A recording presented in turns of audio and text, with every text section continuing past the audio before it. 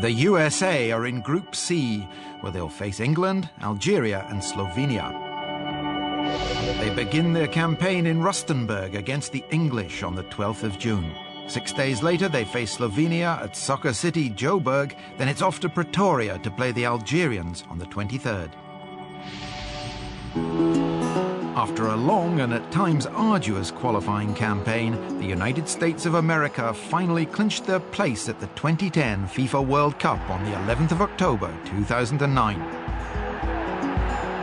A 3-2 victory in Honduras in front of fanatical home support secured a 6th consecutive finals appearance. It was a good qualification process for us. And I feel like we handled the different challenges really well, and we're very proud that we came out of the final round in first place in our group. It's a great feeling, and being able to lead the team out there, it's a true honor, and I really enjoy it. Leading the team to this next World Cup, it's gonna be a fun experience. We have a mix of youth and veterans here, and a lot of new faces, a lot of turnover from the last World Cup, but we're excited, and we'll see what we can do down there. The USA's road to South Africa featured 18 games against opponents from North and Central America and the Caribbean. After 8 games, they'd eased through to CONCACAF's final group phase. Bradley's men then faced perennial rivals Mexico, as well as Honduras, Costa Rica, El Salvador and Trinidad and Tobago. It proved to be a tough challenge on and off the field. I think when you look around the world, there's challenges in World Cup qualifying everywhere. And going on the road, sometimes tough conditions, again, travel, players that play in Europe, coming back for games. So there's a lot of factors, but I think at the end of the day, you've got to be ready for those challenges, and we handled them all quite well. And it will make us better as we go forward, knowing that we were able to deal with different situations. A 2-0 home win over Mexico in February 2009 kick-started the decisive part of the USA's campaign. That success was followed by a late comeback in El Salvador to secure a 2-2 draw. After a comprehensive win over Trinidad and Tobago, USA lost momentum by losing in Costa Rica. They bounced back with a 2-1 victory over Honduras, only to lose against Mexico. This left them third in the group, but with 3 to qualify, still comfortable. Wins over El Salvador and Trinidad and Tobago preceded a trip to the Estadio Olímpico in San Pedro Sula, Honduras. A win would confirm the USA's World Cup qualification. Against a background of major social unrest, the Honduran fans turned up in their thousands to support their national team. The first half remained goalless, but the home side went ahead 2 minutes into the second half. Julius Cesar de Leon with the finish. It took just 8 minutes for the USA to draw level. Connor Casey with his first international goal. He doubled his tally 10 minutes later. Landon Donovan, a veteran of 2 FIFA World Cups, showed his class to make it 3-1. Before De Leon's second added a little pressure. An 87th minute penalty gave Honduras a lifeline and set USA nerves on edge.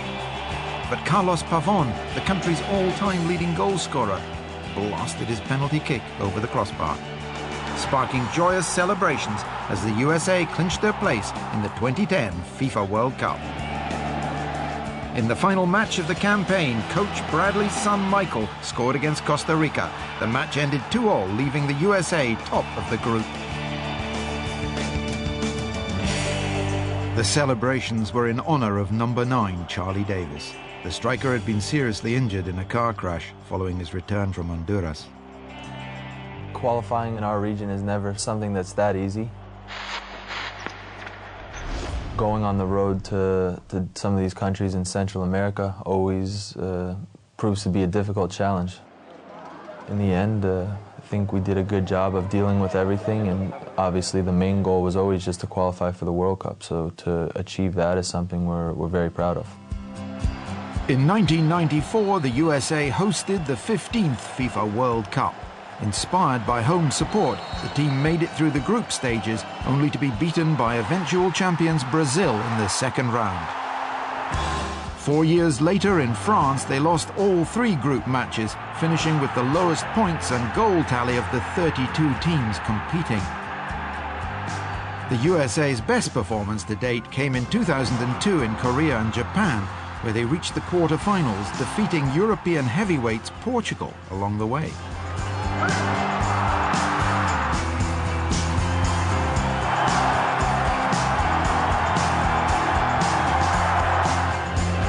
That showing meant there were high expectations ahead of the 2006 finals in Germany.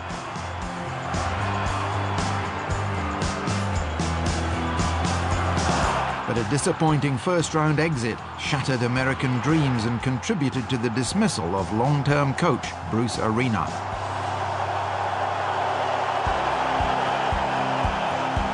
Arena's replacement may not be a household name, but he's proved his mettle in the latest qualifying campaign.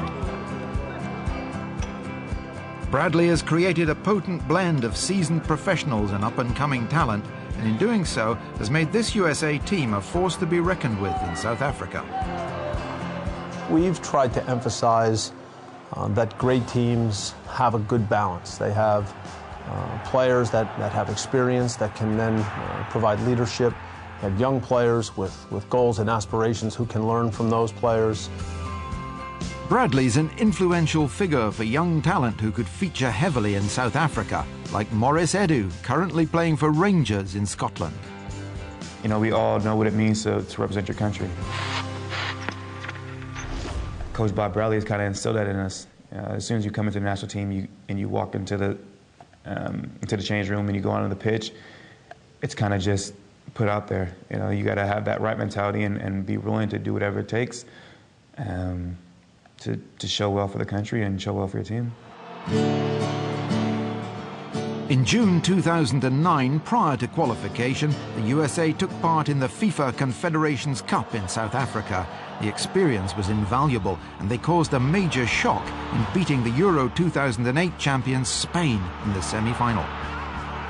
To play in the semi-final of the Confederations Cup against Spain, who at that time were obviously on a very good run, we knew what a big game that would be. On that night, we were organized and disciplined, committed, and we made the game really hard on them. In the final, the USA took a 2-goal lead against Brazil. But the 5-time world champions proved too strong for Bradley's side, eventually winning the game 3-2. A bitter pill to swallow for the USA on the night, but undoubtedly their best showing on the international stage. It worked against Spain, and in the end, Brazil was just a bit too strong for us, and we couldn't keep it up over 90 minutes. It was good for us to go out there and give that effort. So that's how we have to go out and attack every game now. The experience gained in 2009 will provide the USA with a valuable insight into the conditions they'll face in June. It's an advantage they have over group opponents England, Slovenia and Algeria, and expectation among the soccer fraternity back home is high. Sports fans in the United States love big events, and the World Cup is as big as it gets. The last 2 World Cups have really, I think, taught us a great deal. 2002 showed us that a team playing well with the right mentality can go far. 2006 reminds us that success is never guaranteed. So we hope to take all those lessons and put them together as we prepare for South Africa.